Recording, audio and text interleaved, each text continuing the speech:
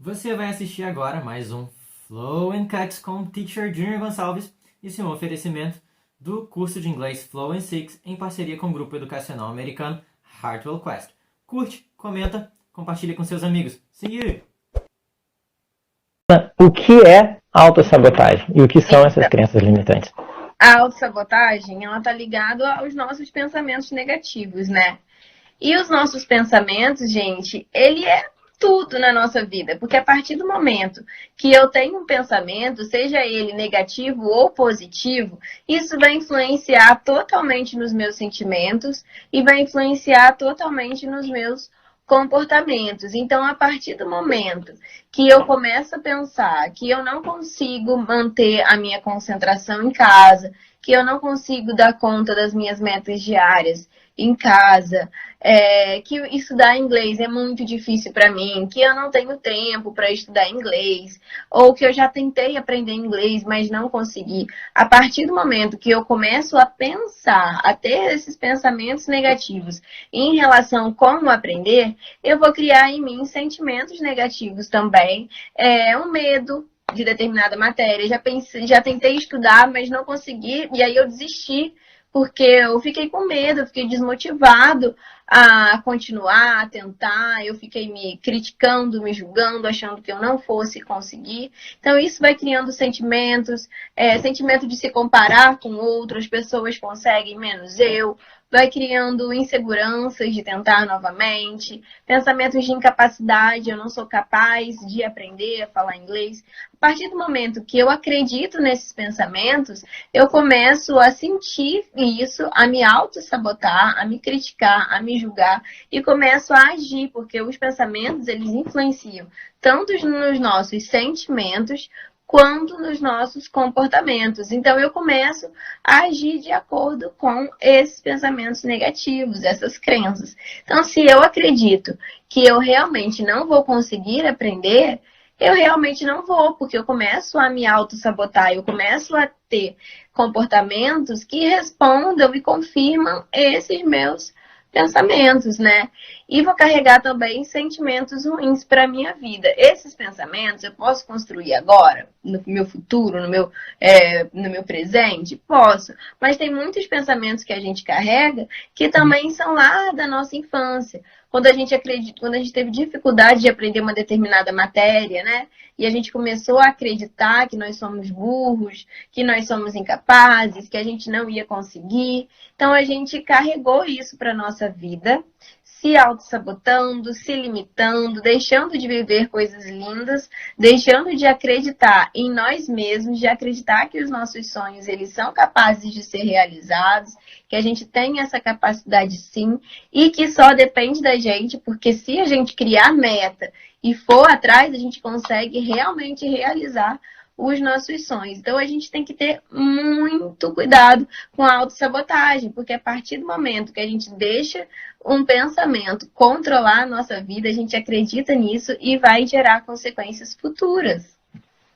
Perfeito, perfeito. Eu posso citar aqui algumas histórias, duas histórias que eu acho muito interessantes, que complementam perfeitamente tudo que você falou, que é o seguinte, muito pouca gente não sabe, quem assistiu a Maratona Feel the Flow sabe, porque eu contei essa história, mas pouca gente sabe, na verdade. Mas é o seguinte, eu sou professor de inglês, gente, há mais de 10 anos, mas na escola eu não tinha facilidade com o inglês, né? Uma das matérias que eu mais tinha dificuldade na escola era o inglês.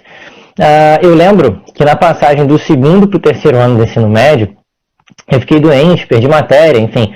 Quando eu voltei para a escola, eu estava tomando medicamentos fortes que estavam tirando minha concentração e tudo mais.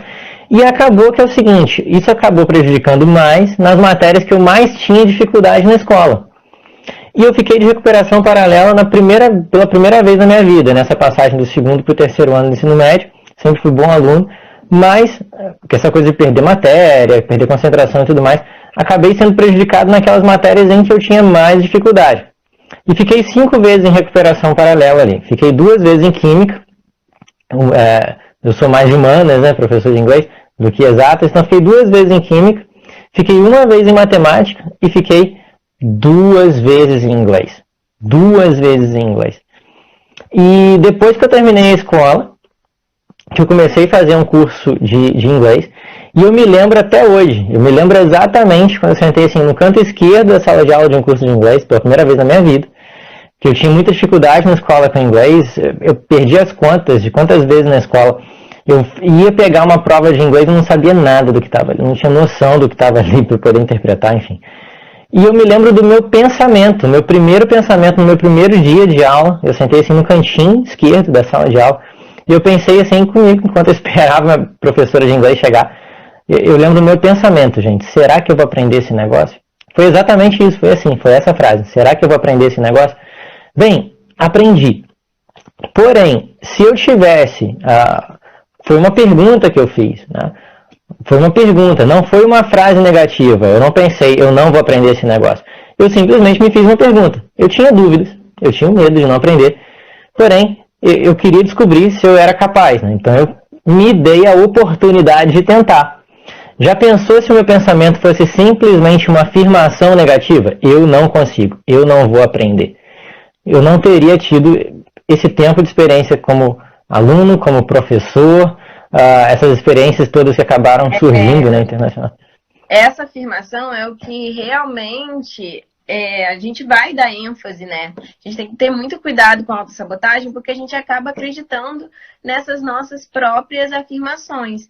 Igual você está falando aí de um exemplo que você viveu na sua adolescência. Geralmente, os eventos que acontecem na nossa infância, na nossa adolescência, eles, coisas que nós vivemos, coisas que as pessoas nos falam, comparações, definições, rótulos que as pessoas nos dão, né? Quem é que nunca passou por isso na escola, né? Quem é que nunca foi mal em alguma matéria e ficou se rotulando, ou acreditou no rótulo de alguém, ou acreditou num pensamento mesmo negativo que teve, e isso vai gerar consequências para a nossa vida. Tanto que eu falando dessas coisas aqui, eu tenho certeza que a memória de vocês ativou para alguma lembrança. Porque a gente pode não lembrar disso, pensar nisso frequentemente, mas a gente carrega isso mesmo que inconscientemente com a gente. E esses pensamentos, eles, se a gente deixar, eles acabam comandando as nossas ações, os nossos sentimentos, e a gente passa a responder os nossos pensamentos com esses nossos sentimentos e comportamentos, né? Essas afirmações causam desequilíbrio. Com certeza, tia Alessandra. Traz consequências mesmo para o resto da nossa vida. Porque a gente deixa de tentar fazer coisas que a gente gosta, a gente deixa de fazer realmente coisas que a gente gosta, por insegurança, por medo, por sentimento de incapacidade, sentimento de culpa. Às vezes nem foi por algo que nós vivemos agora, mas por coisas que aconteceram no nosso passado e que nós mesmos acreditamos que aquele pensamento era real, né? Quantas vezes isso acontece não só na escola, com os nossos estudos, mas em outras coisas também na nossa vida, né?